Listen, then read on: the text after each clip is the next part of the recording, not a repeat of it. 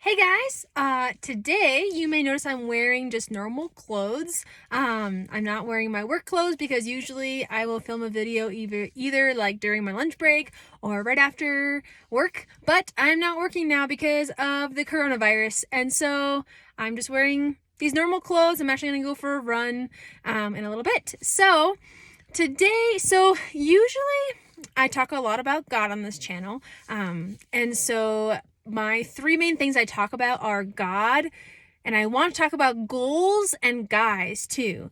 And so this is my first non-God video. And so today I want to talk a little bit about goals. So I want to ask you, do you even make goals? Do you have goals for your life? Do you have dreams for the future? And if you do, that's awesome. And it's so amazing because it's really important to have goals, because if you don't know where you're going, then you won't know where to head. You don't know what kind of choices to make. You won't know the next steps to make to go towards something. You'll just kind of go around aimlessly.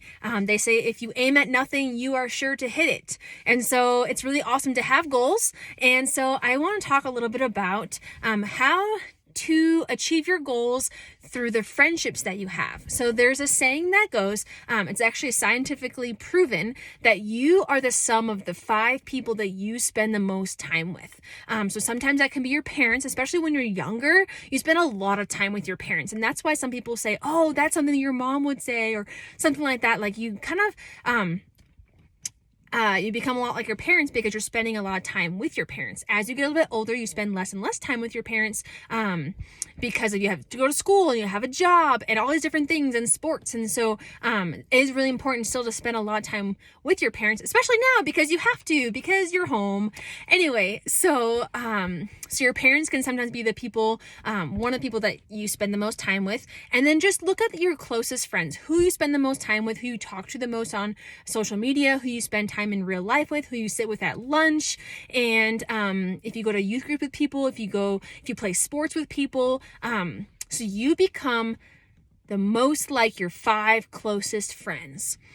So that's really important with goals, because if you have a goal of something really big, then you want to have friends that will point you towards that goal, that will encourage you. You know, if you want to be a doctor when you grow up, then you want to have friends that will be like, oh, you have to go study? Okay, like that's okay. We can hang out later. You have to go home and study. Or if you are...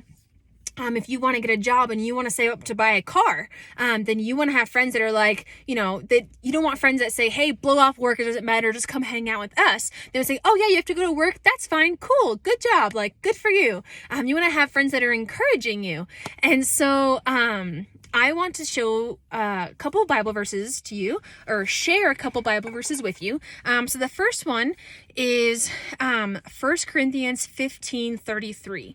And the gist of it is that bad company corrupts good morals. So if you have morals, certain guidelines for your life, then you want to hang out with people that also have those same kind of morals. If you hang out with bad company, they say, then even if you are really solid in what your beliefs are, the more you hang out with people that will lead you astray, or will kind of make fun of you for having good morals, the more you hang out with them, the more you want to fit in with them. So you may actually compromise some of your good morals because you want to fit in with them. So you want to surround yourself with people that will encourage you with your good morals. And so the 4 verses left are actually from Proverbs. So they call that the wisdom chapter. There's a lot of really good truth in Proverbs. It's just another topic for another day, but I actually do recommend reading Proverbs like every single day. So there are actually 31 chapters in Proverbs, and so there are 30 or 31, sometimes 28 or 29 days in a month, and so you can just read one chapter of whatever day you're on. So today might be the 26th, so read the 26th chapter of Proverbs, and then you're good for that day. Anyway, so Proverbs is really full of a lot of wisdom. So the first verse I want to talk about is Proverbs 13:20, and the gist of that is, he who walks with the wise grows wise, but the companion of fools suffer harm. So you may say, well, I'm really smart, I'm not gonna suffer harm because my friends are not really making wise choices. And that may be true for the most part. But one example is you sometimes maybe aren't in control of a certain situation and you're at the mercy of your friends. So for example, say your friend, you're at a party, say you're 21, and you're at a party and the people are drinking, but your designated driver is not drinking. And so say you're not drinking either, but the person that's driving you home, say that they said they hadn't been drinking, but they're foolish and they lied to you, and then they drive you home and you get in a car crash and you can suffer harm. So that wasn't necessarily your fault. You didn't know that they were drinking because you thought that they were telling the truth. But because of that unwise choice, you suffered harm. And so he who walks with the wise grows wise. They always say to try to hang on people that are a little bit smarter than you sometimes so that you can be challenged. And so that's what I tried to do a lot. When I was younger, I would hang out with people a little bit older than me, people in the next stage of life that I wanted to aspire to. So I would hang out with them sometimes because I wanted to be wise like them. So if you, if you want to be wise, hang out with wise people. That's the gist of that verse. So the next one is Proverbs 17:17. A friend loves at all times. So that is a tough one, especially nowadays, because friendships can sometimes be so frivolous. Like you are super strong friends. You share everything. You hang out all the time.